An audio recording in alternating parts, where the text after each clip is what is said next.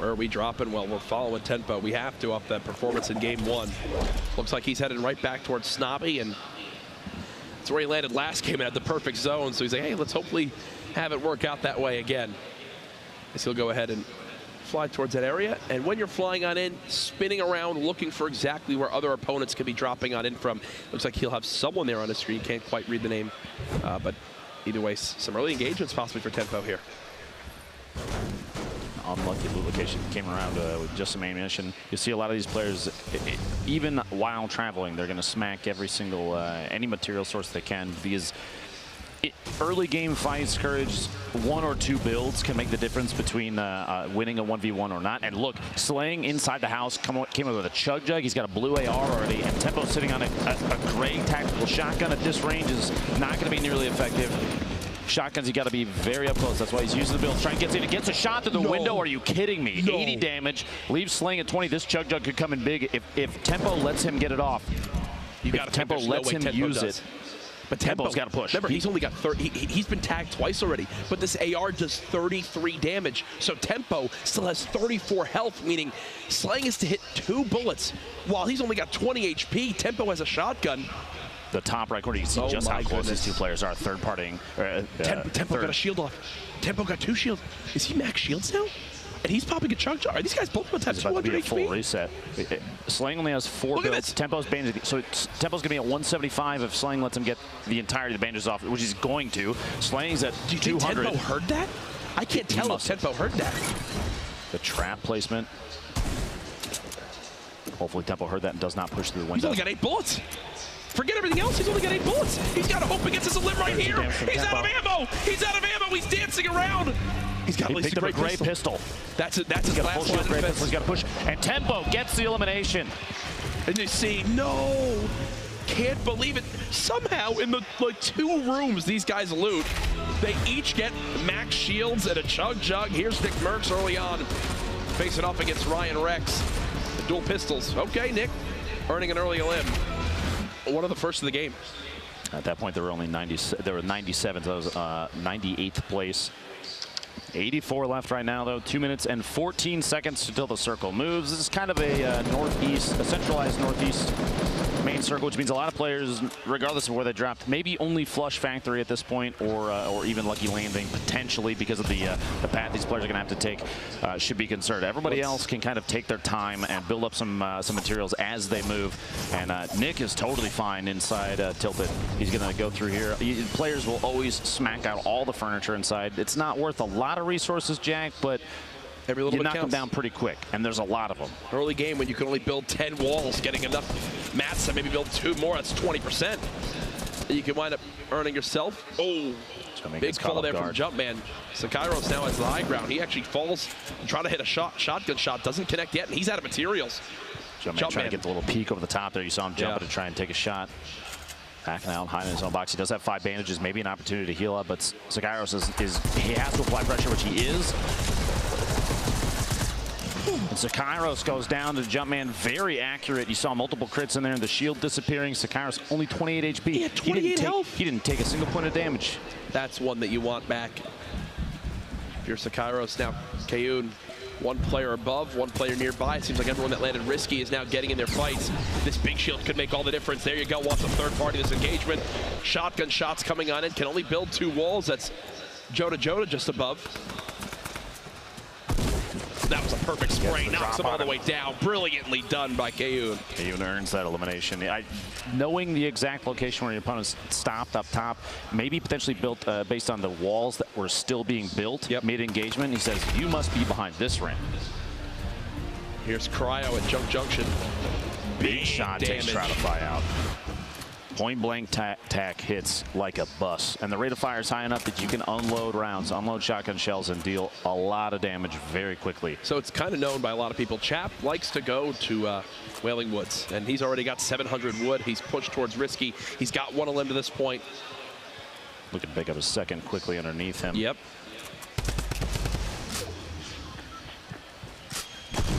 He hears the double barrel. Now that it's been shot once, I think this is Chap's green light to go for this. Trying to stop him from getting the reload off. Chap continuing to spray on down. Drum gun in hand, so darn good for shredding these walls. And he doesn't have a ton of ammo. Does take a pretty healthy hit right there.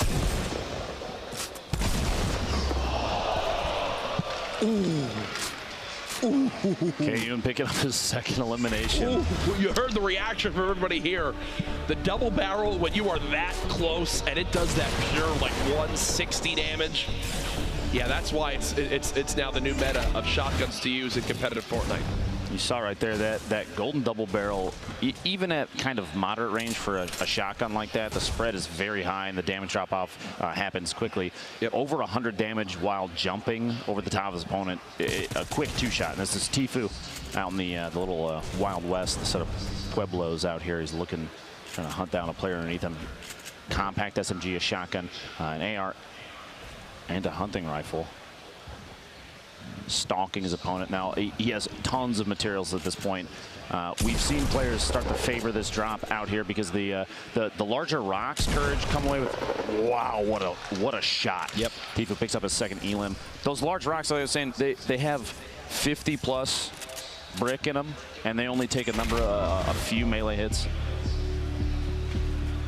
He was blind from Cloud9, one a limb to this point. Again, you see immediately how these players just begin to break down structures when they realize they have so little materials. Whoa. All back up with nickmercs, looking for anything. You get a 9 and a 20 off there. The 50 damage just pushes up on Lavish and gets him to the bottom of the staircase there. Nick's got 3. Nick's got 3 limbs. That's a point for nickmercs, putting him on the board as well. And it looks like he wants to go for more. He's not done yet. AirCo, a player we've seen a number of times in the past. It looks like nickmercs might be getting third-party multiple players here in Tilted as he's trying to back out of this engagement, saying the position I'm in right now, he's getting shot from above. It's not good enough to go for an engagement that somebody already has the top down on him. You see in the feed Tyler's getting double flower out. Here to Derp going down to a 189-meter rifle shot, but Nick found a chug jug. Nick's like, sure, I'll take that. That sounds good to me, my friend. And Nick is one of the best players at navigating Tilted, right? Knowing the ins and outs, the little escape routes you can have right there, just sneaks away in towards this new building. Uses that chug jug to get to max HP. This is Crunch, who we highlighted a little bit back in game 1 with his quick edits and his fast building. And right there, shows off the edit power, gets that a limb.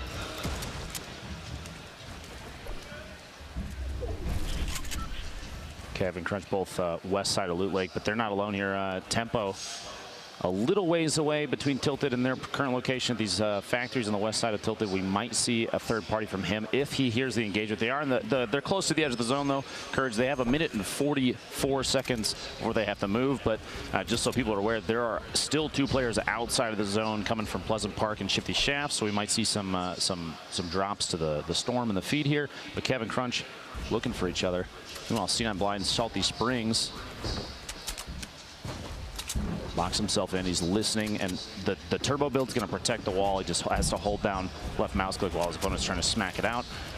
He still owns it, so he can edit his way out, and he's gonna use that to his advantage. A lot of this structure, I believe, is still his, so he can edit these. But his opponent, like we've seen a number of times, they're gonna smack him out. They're gonna use a pickaxe, replace it, so they take control of the wall. They decide when the hole is open. Should be a cleanup. You think 162. 162. Okay, well, now that he knows that this player's got under 40 HP, he just wants this, and that's what you talk about with him owning a lot of these walls. He can edit through. Here's another engagement. Can he clean up the limb? There it is. That was NRG Kasid who gets cut down. Blind's got to feel good about that, especially after last round. I love seeing these players improve on their own gameplay, but Double Flowers stuck inside the house, already super low HP, walks in on Flowers, trying to use turbo build to keep his opponent out, but it wasn't fast enough, and he had already been through the wall location, gets a shot off, a very easy elimination just because of the low HP of Flower already. You'll see, whenever anyone's in this scenario, They never sit still. Even right now, Pupper, yeah, he'd love to just sit still and kind of take his hands off the keyboard, but you never know if there's a sniper aiming in at you. Always strafing, always making sure he's not an easy target. We'll take a couple pop shots, and you hear that? Speaking you literally hear that? The reason he's Whoever just shot that sniper, thank you for making my point. Giving credibility to courage just by a single sniper shot. When you're playing in these games, even at home, in any match, you always have to think with the mindset that there's a sniper watching me. Even if there's not, always think that there could be. Because again, those third-party opportunities, someone's hunting, someone's watching at all times. Colton, the winner from our first heat, goes down to Jumpman's tack shotgun. My apologies, double barrel up close there, and Jumpman's going to top off. Very edge of retail, very edge of the safe zone. Yeah, 3 eliminations. That's a point. He doesn't have to move very far. 47th Architect. You think he's in a great spot here, but he is quite low on AR ammo. And the zone's moving. Yep. He has to decide whether it's time to engage, which it looks like his opponent says it is, and Frankie gets the elim. His 47th trying to move out. That's actually Frankie's 3rd elimination. That's a single point for him, which already puts him in a fantastic spot. His loadout is actually exceptional right now, too. 2 full shields. He had a bolt action. But he had he's got so little HP in the zone. That's the thing. He's got to move. He still has a minute. The zone still has a minute to push. So he's got to run so far. There's people nearby. Nick's got someone just above. I think he'll break down wheels here any second. This could be another elimination for Nick Merckx, which would put him at 4. And he still has a campfire to use, so even though he's in the zone, he's still in an okay position. Trying to match the building, and wheels are on the same level now. Nick trying to swap to that shotgun. There's the elimination. Shot on wheels. Nick Merckx hasn't been stopped yet, folks. He's got a med kit too. He's in a great spot to keep on moving with the zone. He's actually, looking at the map, he's relatively far out. He has quite a ways to go. He's still all the way across Dusty. Hopefully there's more than one med kit there, or maybe he has a launch pad, because otherwise he's in a tough spot. Yeah, he most certainly is. Pupper. Now remember, when this zone closes, it's going to start hitting even harder. Is this the second? Is this the second? Yeah. This player's now trying to med kit to stay alive here. Pupper getting chunked on down. He's got to stop and use this med kit. It's hitting for 2. Cut off. This means it's a 1v1 fight, and he doesn't have any eliminations left. So no matter the outcome, no points. Both of them drop. Melo goes down as well. You see all their loot sliding down the ramp. The Storm is quite good at getting eliminations, and you see it there over towards Hysteria. Just took down Yo-Yo. Keep it up. That's his first elimination of the game. Now, this is actually Hysteria's 3rd time through the qualifiers. He played through all the heats before this and has done very well in those, but each qualifier he's gotten very close. I remember overhearing he got to 11th place multiple matches, I believe, yesterday, which is just one spot short of getting even just a single point, which could have put him in on Monday. This is where the little huts begin to get built. The 1x1s, the little bases to hide on in. Over to Cristo. Above Lonely Lodge. Won't be safe for this next zone, but he's playing like this because he's got WBG Ranger just below him. Ranger tries to spray on down. The trap comes in. There's 150, and oh no, Cristo. A little bit of a panic there. It looked like, I don't know if you noticed, was he attempting the rift to go his way out of there just in the last second of the trap damage? Possibly, as now Kayun thinks he's got a free elim opportunity in a 3rd party. What he doesn't know is that that player below took 0 damage, so they're both around the same amount of HP. And as a player, Lupo, you can sometimes use that to your advantage. Play mind games to your opponent. Oh, he thinks I'm weak because I just got in this engagement. Meanwhile, he's still more than ready to fight again. Remember, too, if that trap is still in there, an opportunity for a lot of damage. A lot of AR ammo being used. Keep an eye on the amount that Kayun has. Just about one and a half clips left. I believe if Ranger makes it to Monday, that's the 4th player for WBG that would make it through, which is incredible. It's an excellent roster. Nick Merckx in the feed takes C9 blind out. Jeez, Nick Merckx is a man on a mission. 5 elims, that's 2 points already. That might lock Merckx in for Monday. Oh yeah. Oh no, Nick's in a brilliant position because he had elims last game too. Here's Fade in a little build battle around one of these houses. Stops Joshua right there. Once he gets the high ground, he just goes for the quick shotgun shot. That heavy, so darn good when you get the headshot crit.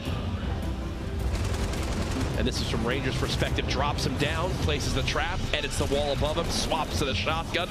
It happens so quick, but Every single one of those actions was calculated. A much-deserved limb right there. Is he going to go for this? Is he going to go for this? Oh, gets almost one of the most aggressive launch pads we've seen so far. He's trying to get the drop in on him up top. The reason he went for it, or potentially went for it, is because the opponent at the top of the tower He's got 6. He was already in an engagement, so he kind of had the drop on him. But there's 3 players in this box. Triz is nearby too across the street. nickmercs, like you said, was 6 eliminations. Leading this game. What an absolute beast. This blind in second and the limbs is already out.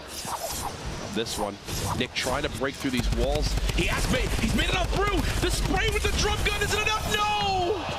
Just short of the 7th elimination. That would have been 3 points there. I'm surprised he didn't swap to the heavy shotgun. I think he was hoping that maybe the drum gun spray would have been enough, but if he's got the heavy shotgun right there, I think Freak's dead 10 times over.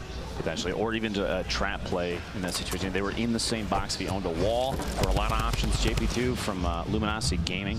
We've seen him play with Cypher, I believe, before. Chris from C9 and 5.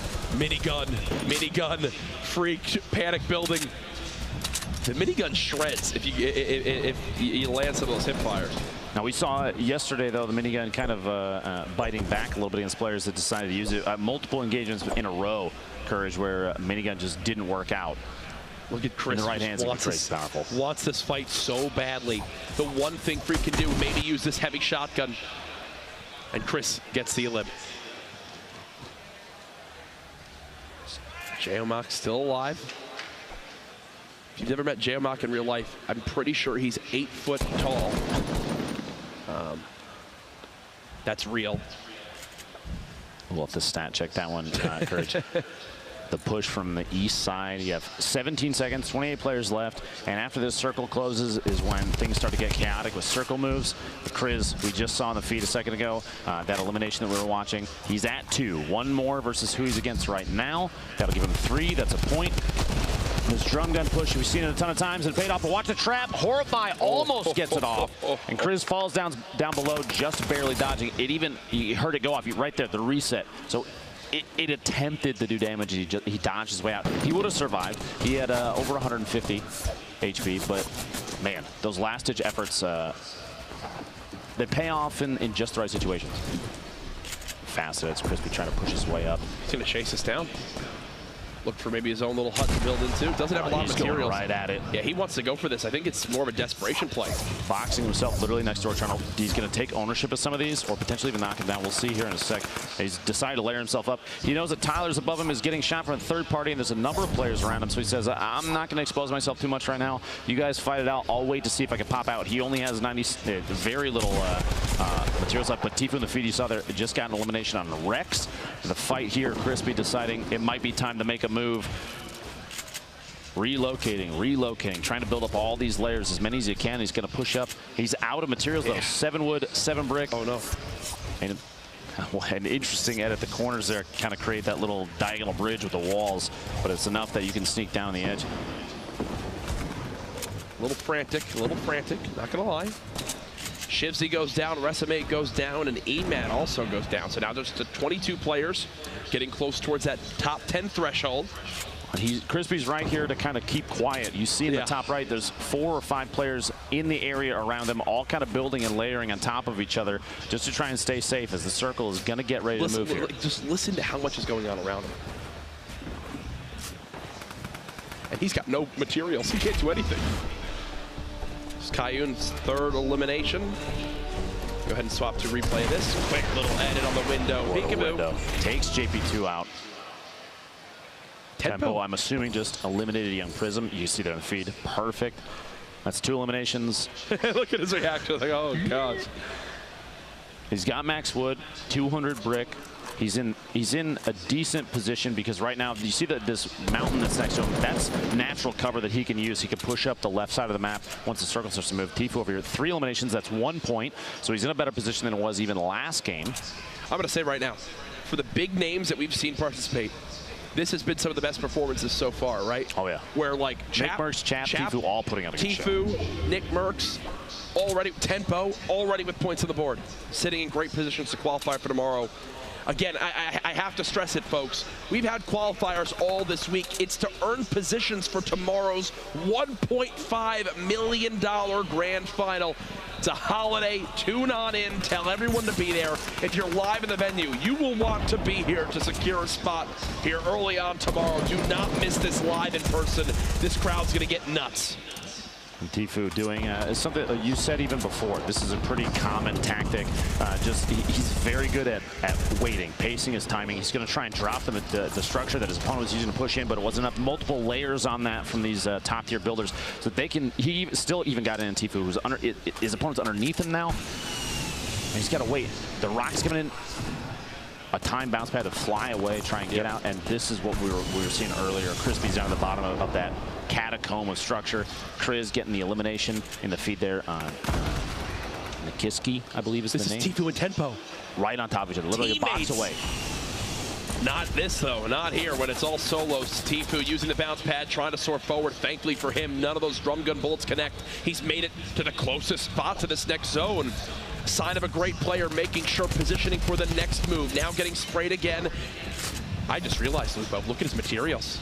I mean, this is bad. 10 builds left. I believe that's why you saw he built up that layer in front of him, but didn't cap the top off. Plus, he started to get shot from above. He kind of waited. He knew he had to time the builds correctly, because if he had spent all his material earlier, that means that his opponent shooting from above could have potentially busted through and taken shots on him, maybe even eliminated him.